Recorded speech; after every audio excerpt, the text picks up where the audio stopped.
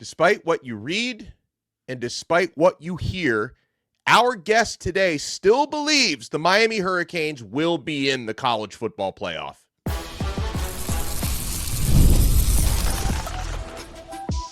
You are Locked On Canes, your daily podcast on the Miami Hurricanes, part of the Locked On Podcast Network, your team every day. I am Alex Donno, University of Miami alumnus, co-host of Locked On ACC and host of Postgame on the Hurricanes Radio Network. And thank you so much to the everydayers for making Locked On Canes your first listen. We're available free wherever you get your podcasts. We're free on YouTube. We're part of the Locked On Podcast Network, your team every day. Today's episode is brought to you by FanDuel. Right now, new FanDuel customers can bet just $5, and if your bet wins, you'll get $300 in bonus bets to use across the app. Download the FanDuel app today. On this loaded episode, we'll talk about what it's going to take for Miami to win out and at least put themselves in that conversation at the end of the season. Obviously, if you don't win out, all of this is moot. We'll talk about the coaching, the execution, the losses, the performances that have put Miami in this precarious position. And yeah, we'll talk about their college football playoff chances. And our guest today, you've seen him before on this channel. You probably love him. And if you don't, you should get your head examined. This man is a three-time national champion at the University of Miami. Former Miami Hurricanes stud center Kelvin Harris is with us. And Kelvin, I'm going to refer to today's show as the Kelvin Cleanse because I've had just so much negativity from my own brain, let alone, all the Miami fans and our comments and our listeners. So this college football playoff, this first ranking came out yesterday, and I know you and I were both hoping Miami would be in like the 15 range. They dropped Miami at number 18, which to me makes it really difficult to work your way into that top 12. But you think otherwise? Well, I think I talked to a couple people. Me and Lamar Thomas were talking about it. And I was going for between 15 and 18. 18 being like as far out as you could go and make it. And because, the reality is, everybody in front of us has got to play everybody in front of us. And like when you look at the list, like realistically, Ohio State, Indiana, A&M, and I hate to even say the name, Bama. Yeah. And more than likely Georgia are in. I don't know Ole Miss's schedule, but I'm gonna assume it's tough. I can pull it up for you, but I would assume Ole Miss's remaining schedule is probably really tough. Let me see who they got. So Ole Miss, actually, no, not so much. Actually, they could win out here. They play at home against the Citadel. That's an auto win.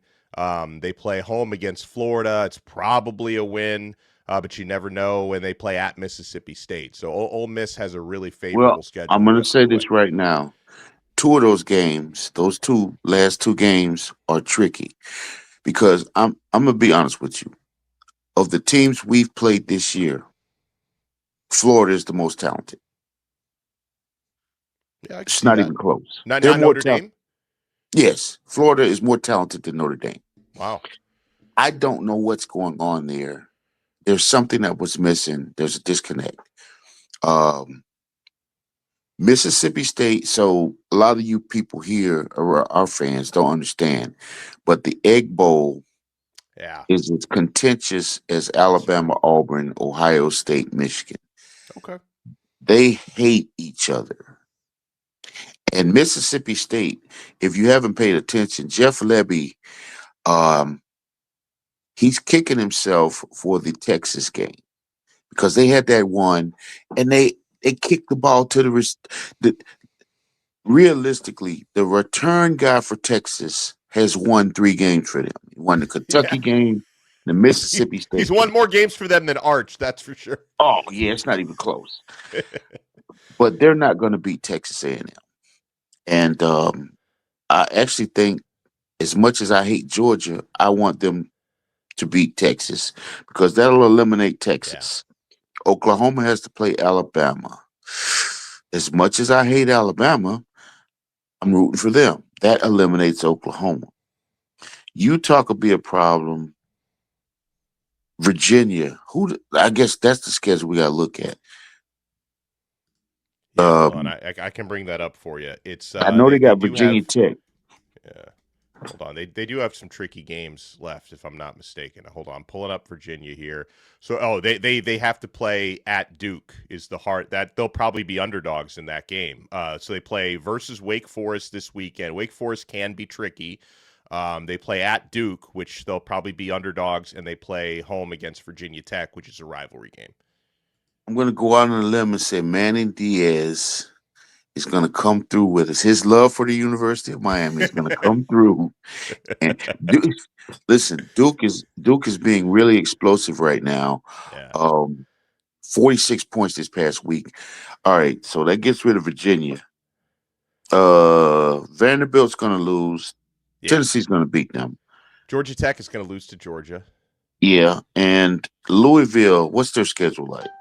So Louisville still has they still have 4 games left. They play home against Cal. They play home against Clemson. You know, Clemson obviously not having a good season, but very talented. They play at SMU and they play home against Kentucky. I don't even worry about Louisville. I love Jeff Brom and I like what he did. And then, if I'm not mistaken, didn't Isaac Brown just go on? Didn't he get hurt Yeah, from he was out for a yesterday? while. Yeah, you're right. Yeah. Isaac Brown is out for a while with leg injury, long term. Listen, they're going to lose either to Louisville or to SMU or to Clemson. Um, I'm just not believing in Vandy. I'm just like Nick Saban. I like what he's done, but I just can't. I'm not believing it. Yeah, And Georgia Tech, like I said, they got hosed last year, but this year I'm rooting for Georgia. Yeah, yeah, I same. see it. I see it. We'll probably be 10 or 11. It's going to be Wow. close. And then here's the crazy part. We're not even talking about if Pittsburgh beats Notre Dame. That's what I'm hoping for. I mean, that would be a huge boost because you know that despite the head-to-head win for Miami, the committee is going to do everything they can to keep Notre Dame in that field. And that's Yes. the only situation where the head-to-head doesn't matter, Kelvin, because Oklahoma at number 12 has a better resume than number 11 Texas, but they had to Yes, rank Texas ahead of Oklahoma because of the because head-to-head win. Number 5 exactly. Georgia, better resume than number 4 Bama, who lost by double digits to a To terrible Florida State FSU. team, but Yes. they had to rank Alabama ahead of Georgia because of the head-to-head. But then the head-to-head, Miami and Notre Dame, not out. We'll rank Notre Dame 8 spots in front of them. Well, let's be official here. From now on, I, I slipped up when I called them that name because I call it the school of the Antichrist. And I'm Wait, sure which that's one going is to that? the blue and gold school. And I'm Okay, sure yeah, that's yeah, going to yeah, yeah. offend some of your Catholic people, but hey, that's how much I hate this play. That's cool. No, And our fans despise Notre Dame so much they're all Protestants. Like there's not even any more Catholics. They all converted. well, the school of the Antichrist, it's obvious that they want to get them in the playoffs. I mean, Yeah, and then the SEC bias. Tennessee has no business being ranked. no, I mean, come on. no. So but at 18, that was like the last that was the cusp between 15 and 18. And I like the fact that we're at 18 because it's gonna motivate us to have to score some points. And Yeah. that's gonna force the best out of the kids. Because I mean, my Twitter feed, man, you know, and I actually like what Kirk Herbstreit said the other day about Tennessee's coach. He got on there on his show with Joey Galloway and basically gave it to Tennessee. It's like the audacity, the unmitigated gall of you people. You didn't have a quarterback. This guy found a quarterback out of the blue sky, and he's managed to put together a good year, and you're talking about he's got to go? Come on. I had people DMing me, this is Mario's buyout. I'm like, really? Is that what we're doing now? Stop Oh, it. I see that every single day, Kevin. I want to shift gears with you when we come back because okay, we're talking about scenarios for the teams in front of Miami dropping Mhm. behind Miami, but let's not ignore the important part of this, and that's Miami winning out and Yes. what that would actually take because that has to happen. We got 3-time national champion with us, former Miami Hurricane. Well, you're never a former Miami Hurricane. Miami Hurricane for life, but former Miami player Kelvin Harris is with us, and we're only getting started on this brand new episode of Locked On Canes.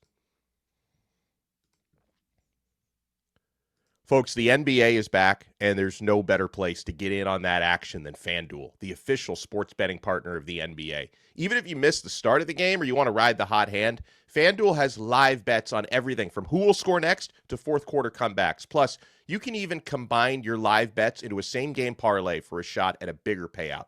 It keeps every game exciting, especially when your team's making that late push. Right now, FanDuel is giving new customers $300 in bonus bets when your first $5 bet wins. So head to FanDuel.com to sign up and play your game with FanDuel, the official sports betting partner of the NBA. Thank you so much to the Everydayers for making Locked On Canes your first listen. For your next listen, make sure to check out Locked On ACC. Kenton Gibbs and I from Locked On Wolfpack, we cover all things in conference. You know we're going to be talking about these CFP rankings where the ACC is getting no respect. They are the Rodney Dangerfield of college football right now. No respect for the Atlantic Coast Conference. And, Kelvin Harris, our special guest today, Miami's got 4 ACC games left in the regular season schedule. They are massive favorites this Saturday against a Syracuse team that is basically in shambles. They're going to be favored against NC State at home the following week, but that could be a tricky game. I mean, NC State just got a big upset against Georgia Tech. Miami should be favored maybe heavily on the road against Virginia Tech. And then at Pittsburgh, on paper, the trickiest of the 4 games remaining. Miami will probably be a slight favorite in that game. And you know it. You were talking about your inbox, Kelvin. Not a whole lot of Miami fans actually believe that the team is going to come out unscathed over these next 4 games. Everyone keeps telling me, DONNO, another loss, maybe another 2 losses, maybe another 4 losses is coming here. What is it going to take for Miami to bounce back from this SMU debacle and finish this season strong? Just attention to detail. When you go down, let's go down the schedule. So, yeah, Syracuse is basically the drunk girl you catch in the club at 3:00 in the morning and you take home, and then you don't call her anymore. She is a slump buster. I mean, this last game, they started a walk-on lacrosse player. Listen, I was talking to D-Lou, a D-tackle coach. Him and JT were watching film, and he was just about to start watching film. I said, man, this is the slump buster game. I said, man, they started a lacrosse player at quarterback. He said, what are you talking about? I said, the guy they started was a true freshman lacrosse player. And all I heard was an eerie silence of, because they didn't believe me. And then they cut the film on, and they were like, what the hell? I said, yeah, it gets worse. He wasn't even the starter on the scout team. So then they bring in the true freshman kid, Carney, and then they played him for a little bit, and then they went to Ricky Collins. And so they're not going to play Carney against us because he has 1 game left. So they're going to hold, and they got to play us and Notre Dame back to back. So they're going to hold him for Boston College. So in the battle of the bad team, because they don't want to be, they want to beat Boston College. So they're not considered the worst team in ACC. So if Collins gets off to, because I think it's going to be Ricky Collins, and one of the things that the fans need to understand is, I'll go back to the Louisville game. I remember because for my podcast, I watched the teams, and I remember the first time I watched Louisville, I was like, "Oh, we're going to kill them," because I watched the tackles. This year is different. I go and I watch the offensive tackles. Offensive tackles were terrible, and then the girl Alexis Cubitt, who was the beat writer for them, when we were doing the, on my podcast, she was like, yeah, we're just having a horrible time. He's just moving them around.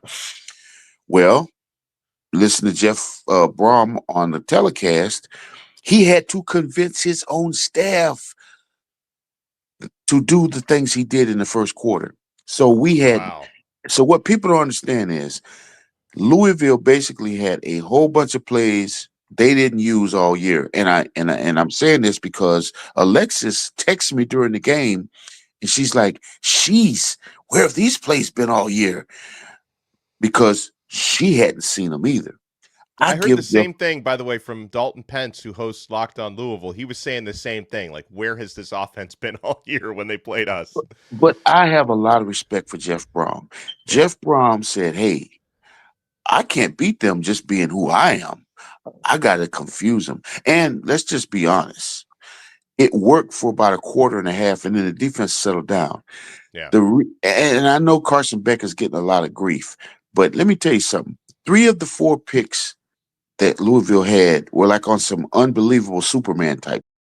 I mean, the one down the middle was PI. They didn't call it, but the dude made a great play. He was in cover 3. He was the linebacker. He drops off coverage, jumps up in the air with one hand, makes a pick. Yeah. It's like, wow. But then the last pick, the guy tips the ball, and the guy catches it with like 2 fingers, like inches before it hits the ground and rolls over. That was crazy. I thought for sure when they reviewed that, they would call it back, but then I'm like, nope, he caught it. It was incredible. But that's when I said to myself, okay, we weren't supposed to win today. It just wasn't our day. And then, we get a bad call in the overtime at SMU. So, my SMU people are like, oh, he ran into the DB. Well, that's not how this works. Okay, let's just say he does run into the DB. That's OPI. But then the DB grabs him and pulls him down. That's DPI. So if it is OPI, it is also DPI. That's a wash, and we run the play back. You know what I'm saying? Yeah, So I get it. we get the play over. We don't get it, and the pick is nullified. And honestly, we probably end up winning that game because when the defense went on the field after that pick, they didn't. Their soul was taken. The wind was out of the sails completely. Yeah. So and to be honest, the most important play of that game was when JoJo bobbled that ball and it picked. Yeah, that was the turning point. If he doesn't bobble that ball and he catches it clean, that's an explosive play. We're I think at like they're 40 or 30 something, depending on what happens after he catches it, because the DB was to his right. If he catches it, makes a move to the left, who knows? He may take it all the way into the red zone, or he may score. And then that would have pretty much sunk their ship. So, the key thing is when you got a team down, you got to put your foot on their neck, and it's got to be blood and pus coming out of their mouth. And this week, we got to put some points up against Syracuse, because looking at these teams, there's going to be a couple of losses this week. I think maybe we get up to 16. All right. Next week is tricky, but they just run the ball. They're basically us. Now, what is tricky is their quarterback is probably going to be auditioning to be our quarterback next year. CJ Bailey, yeah. So he's going to play the game of his life. Yeah, he will. Yeah, because Dave Dorn's not coming back. No. From what I hear, he's going to announce his retirement. Yeah, he'll probably get nudged into like a front office role somewhere, symbolic figurehead thing, probably. Well, he is sort of like on that Dabo Sweeney train of I don't really want to pay players. And to his credit, he's never paid. He's never been under the table. He is a stand-up guy, but it's a new era, and he's not willing to change. So say we beat NC State, then Virginia Tech will put up a little bit of a fight because Kyron Drones, but we should blow them out too. And then it comes down to Pitt. I like our chances against Pitt because Pat Narduzzi is a narcissist. He really believes that they're better than us. So he's not going to try and trick us. He's going to try and go man, oh man. And that's why, let me add this. If we get in the playoffs, I feel good about our chances because the SEC teams and the Big Ten teams are the same way. They feel like their Jimmys and Joes are better than ours. Mm-hmm. Now, I really believe I would love to get our hands on Georgia because their offensive line doesn't want nobody's offensive line wants any part of Ruben Bain. In a perfect world, we get to beat Georgia, Alabama, and Ohio State in the playoffs. I've never been so full of hopium as I am right now. I'm overflowing. I'm overflowing. Well, we still got to dot our I's and cross our T's. I mean, obviously. Well, But and let me come back with that, Kelvin, because obviously the I's and the T's have not been dotted in two of these last three games. So I want to get Kelvin's assessment on the what and on the why. You want to keep it locked right here. What can we do to fix the penalty problem? Can it be fixed? What can Miami do to change the approach if necessary? Because Kelvin mentioned it. Going to have to really put up some points and hopefully blow out these teams remaining on the schedule, not just win. Just winning just isn't enough. You want to keep it locked right here. We're not done yet on this brand new episode of Locked On Canes. Thank you so much for making Locked On Canes your first listen. We are joined by Kelvin Harris, three-time national champion at Miami. And Kelvin, there's self-inflicted wounds have put Miami in the position that they're in right now with these two losses. So let me start with this big picture question. If you know the answer, maybe you don't, maybe nobody does, but why is it that the pattern for Miami seems to be you start the season like gangbusters and then late October, November rolls around and it's the Canes fade, the margins get so much thinner. Like why is it so easy for this team early on and so difficult late in the year? well, I mean, honestly, that's kind of a loaded question because the first 2 years It Mario is. was the first year was a dumpster fire. He had to, Yeah. we had Well, let's I just mean, say the last 2 years then. Forget about 22 and 23. Like why the last 2 years does this well, team not look like the same team around Halloween and beyond? well, to be honest with you, last year, we were basically pulling magic out of the bottle every week because defensively, our secondary was just not there. And then remember, Bain was hurt, Yeah. so the margin for error. I think it still sticks in Mario's craw um, that he didn't just run the clock out um, against Syracuse. Because if you remember, we were blowing their ass out. And I think him and Dawson both kind of let Cam be Cam instead of saying, hey, slow this thing down, run Fletcher, and then get out of here. So that one was a different situation. And then the bowl game, come on, man. Yeah, I don't care. Yeah, I mean, at this point, we all know what happened there. Cam Ward sat the second half. Yeah, Well, to that's be not. honest with you, it's probably going to cost Emory Williams a starting position next year because everyone doesn't understand. Cam wanted to play the whole game. Mario negotiated a half. Cam wasn't taking no for an answer. So the compromise was, all right, we'll let you play a half. But that's it. Because if you get hurt, your father's going to castrate me. And the fan base will too. And he's right. So the kid Yeah, goes out, does his thing. Now, unfortunately for Emory Williams, it was just, never got any rhythm. So then we bring in Carson Beck. And then honestly, I really do believe CJ Bailey's the quarterback next year. I But wouldn't mind it. this game, and I'll say this, I also feel good about us in a playoff because if you notice, in regulation, the most points that we've given up all year is 24. Mm-hmm. And I think that's the ceiling defensively. Our problems are consistency on offense. And, I'm getting all these Twitter feeds about, he's an undisciplined coach and this and that. It's like, look, one of the things that's going on in this game, and Rhett is sitting there saying it's not true, is that, yeah, there's probably a couple of those that were um, Simulated. ignited. Yeah, It initiated by SMU. yeah. Um, because there's a fine line the way you can manipulate on the defensive end. So listen, we have the best offensive line in the country, line coach in the country. And if you think he isn't going over this, that's why like I don't wanna sound like a prick, but when you start questioning Mirabal, that's when I tune you out.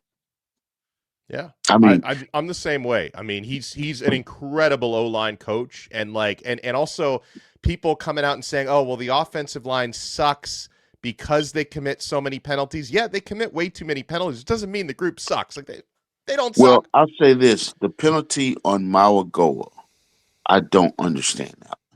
No, that The was guy, ridiculous. the guy slips and he just laid on it. Yeah, That's what you're yeah, supposed to do. right, Um, right. and actually, to be fair, they got a similar penalty where PJ Williams, I think the kid, they got him for technically they said he held the guy when in all actuality he just kind of pushed the guy down. And Right. the refereeing is very questionable. That Well, usually let me ask you this though about the false starts. You know, obviously some of these, I think it's been happening since the USF game when it comes to other teams simulating the snap count, which is it's not legal. But the thing is, if you're getting away with it, you shouldn't stop doing it. So I can understand why yeah. opposing teams are doing it if it's not getting called. So like. Obviously, I'm sure Miami is complaining about this and they're still not getting the calls. So, is there any way to scheme around it? Like, is there anything you can do to say, hey, even though the other team is stemming and they're simulating our snap count, is there a way to mitigate that even if the referees aren't calling it? Uh well, if you go on solid count, maybe. But the reason why it's hard to do that and say George Sanford Stadium is because if you're the opposing team, the crowd is so damn loud, you can't hear, someone. And that's why you Yeah. notice a lot of these and even at Hard Rock, if you notice, the quarterback has to go up to the center and get close to the line because, and he's yelling. And I've been there Yeah. because when we were at Florida State in 91, I never forget Gino was trying to audible and I turned around and all I saw was his lips moving because that's how loud the crowd is. And Wow. I don't want to take a shot at the SMU people because I got a couple close friends who went to SMU, and Sure. my old roommate, Maurice Crum, his son is the co-defensive coordinator, and I'm cool. I'm really cool with Garen, the O-line coach. But the reason why that was able to happen is because the crowd wasn't that loud, and I mean, and I'm not trying to, yeah, they had a full crowd, but it Mm-hmm. wasn't LSU Stadium loud. That is loud. Yeah. Oh, yeah. So they still are able to manipulate it a little bit. But yeah, I would maybe go to silent count, or maybe Okay. even just go on first sound. Yeah. Yeah. That's what I was thinking. Yeah. And On then you first got to sound. have, usually when you go first sound, there's a word that'll stop the first sound because you're Yeah. listening for hut Mm-hmm. and, you know, depending on, everybody has a word, a code word that's, that is not hut. But Right. we just need to tighten up. I mean, that's the only way to say it. You know, it's like it's not the defense. No, We it's have to not. It's stop the shooting offense. because we scored 20 points in this game and 21 points in LA against Louisville. We should never be under 30 points. Nope. Nope. So Never. we, but I think we're gonna. And then listen, Carson Beck has got a chip on his shoulder. He's got something to prove now because you know if you think these kids aren't listening to people like you and Bruce and other people, Booger McFarland and all these people, Joey Galloway, and they're not reading their Twitter, they see what people are saying about him. Yeah. Carson Beck is seeing this, Mm-hmm. and he's going to have a chip on his shoulder. Now, this week, he catches the drunk girl coming out of the club. So, hey, he'll get some get right, but Pittsburgh to me is the key game because Mm-hmm. it's going to be cold. It's probably going to be in the 40s, and that's going to test their will. And Mason Heitzel is they're undefeated since he started at quarterback. He's playing so well, that freshman quarterback. But Desmond Reed is the key to that team. Oh yeah. Oh yeah. But he, to be honest, he's their only explosive player. And they do blitz quite a bit. So now this is the one thing that I'm looking forward to. JoJo's gonna be okay. And I think what's gonna happen, you'll see it this week. If JoJo is into the game, you're gonna see a more explosive offense. And I'm gonna tell you something. We're gonna be really tough to stop because you got Malachi in the middle of the field and JoJo down the field. And neither one of them is guardable. And then you throw in Josh Moore, and we're going to probably start using Lofton more. I mean, we have the weapons. Mm-hmm. And I think this injury to Mark Fletcher will probably force us to throw the ball more. Yep. I would like to see us come out in a straight no huddle, up tempo the first couple of drives and just, get the confidence going. Get JoJo. I really think we need to get JoJo going first to get his confidence up. Yeah. Because, he was the person that was also involved in that last play. So get him going. And once you get him and Malachi going, and I think you're going to see a lot more. Now that Fletcher's down, you'll probably see a lot more pin and pull with Jordan Lyle to the outside. Yes. He's not a very good inside runner right now. No. I'm not going to say not very good. He's not still the same standard as Mark Fletcher. Fletcher is a bull in the china shop. Yes. Yeah. Now, do you know how long he's out for? No, we don't. In fact, it's not. I mean, Cristobal, he didn't even guarantee that he's not playing this week, but it's unlikely to play this week. But it sounds like Fletcher's injury is less serious than C.J. Daniels, who Cristobal said is going to miss a couple of weeks, and O.J. FREDERIQUE, who's going to miss a couple of weeks. Those seem to be the more serious ones. So Fletcher probably won't play this week, but probably would play the following week. Well, the beautiful thing, I hate to say this about O.J. is we got a lot of depth at corner. Ethan O'Connor, got Lucas. Damari Brown. We're good there. I would rest C.J. Daniels, and Fletcher. Hopefully we get C.J. back for the Pitt game. Hopefully, But I wouldn't play Fletcher this week. No, we don't need him because this is the week that Marty Brown gets to work on, get his rhythm, and we get a chance. I'll tell you who I like to see is both Gerard Pringle and Chris Wheatley Johnson. Chris Wheatley Humphrey. Chris Wheatley Humphrey, yeah. I'm thinking about Chris Johnson because they both looked good when they played. So this will be a chance to, and the thing about Pringle is he is a 10-4 sprinter. Yes. So I'm not worried about the defense.